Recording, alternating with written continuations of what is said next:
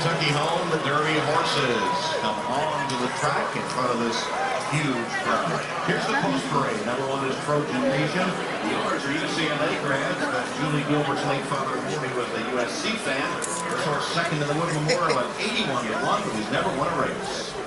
Number two, sudden breaking news, 27 years after his only other Derby starter, Clever Trevor ran 13th. Trainer Donnie Von Himmel is back in the out January 31st. He's also a late Triple Crown nominee, a closing second in the Bluegrass Stakes. Number 7, Oscar nominated, was not nominated to the Triple Crown, so Ken Ramsey put up $200,000 to make this long shot eligible after he won the Spiral Stakes.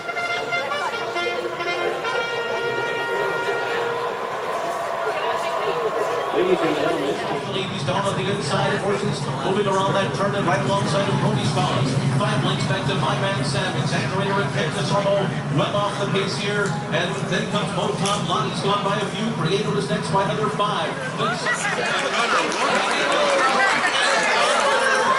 the final time was 21 seconds, set by Bryant Nyquist. He is brilliant, and he is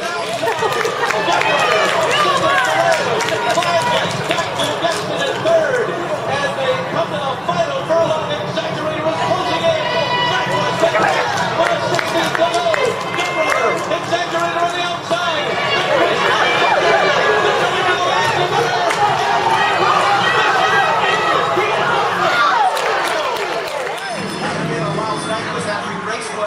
To show some of his early speed without doing it too much, without overdoing it.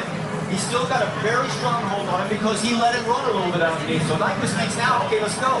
But Mario Gutierrez eases him back a little bit, waiting for Dancing Candy to come. Now he sees Mike Smith out there, and now Mario just eases back a little bit more. This is a very fine line he's riding right here.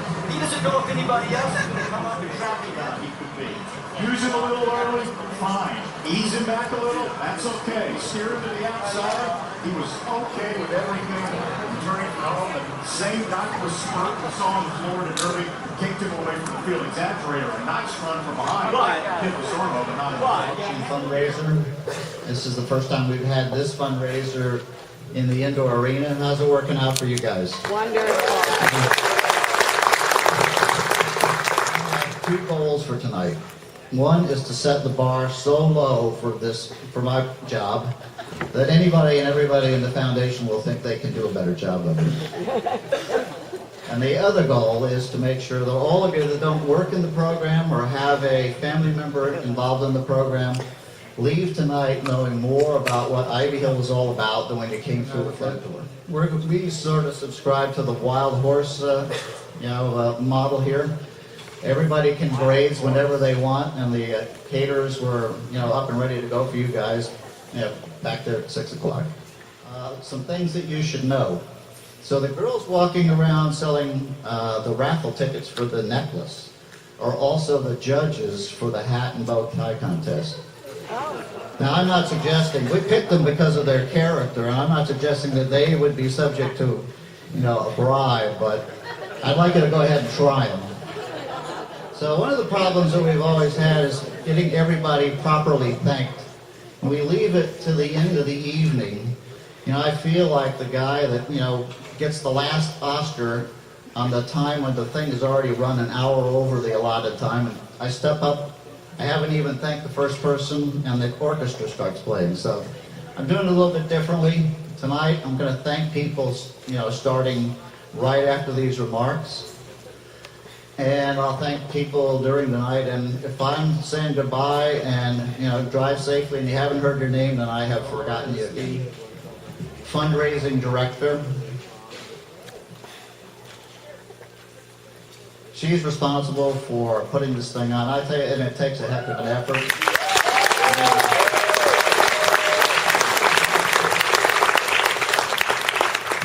You wouldn't know it, but she and I won a father-daughter look-alike contest when she was in college. Of course, she had more facial hair then. Why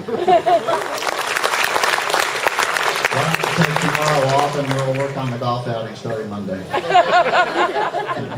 Therapy lessons a year. Involves about 175 riders. we try to keep the cost of the lessons to the families who have members participating in the program as low as possible. And so they pay about 40% of the cost of the lessons. The rest of it we raise, with events like this, donations, writing for grants. We're privately funded, get no money from the government. This year was a great year not to be getting money from Pennsylvania since they couldn't agree on a budget. And everybody knows that the secret to fundraising is to really, get the charity in each of you sort of attached to the mission of Ivy Hill. So we're extremely lucky in having a development director who is a maestro at playing heartstrings. Donna, can you come up a minute? We've got some more kicking to do. I'd like to say thank you very much to everybody who came out tonight. Again, I need to thank Laura, our fundraising and event director, for this beautiful job, and all the volunteers that showed up over the last weeks and today. What a great job pulling all of this off, from everything from the tables to the chairs to the centerpieces, putting the baskets together. It was such a huge, humongous task, and we were just very fortunate to have a whole group that was willing. One of the things I get to do as fundraising director is to probably just tell stories, and that's really very easy for me. But I never realized how easy it could be to tell a story that was so compelling and so moving. So many of you, I'm sure, first-timers coming here, or first-timers and even being exposed to anything as far as therapeutic riding goes, would probably wonder, how does it work? Why does it work? Why does it matter? Well, what I can tell you is this, that we have riders from the age of 3 to probably about 82 right now.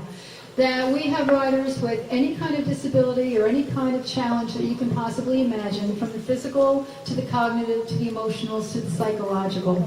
And I can tell you that in every instance of every rider that we have, that the interaction that they have with the horses, these magnificent animals, these sentient, soulful biofeedback machines that break down barriers, that create connection.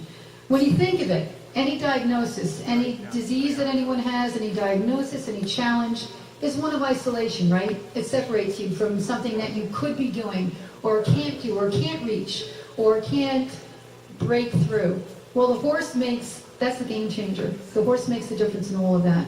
You take a child who is nonverbal and you put that child on the back of a horse, and then for the first time you hear that child's voice say the word "whoa." That is a monumental experience, and that is something that is transcendent. It is not the norm in therapy. It is out of the box, and everybody that has gone through any kind of a challenge has other things in place and classes in place. But this is that one extra thing that makes so much of a difference in every child's life. So I can't tell you how much it means to have you all here, for the contributions that you make, for the donations that you make, because that keeps this program going. That keeps our children on board. You know there's a light.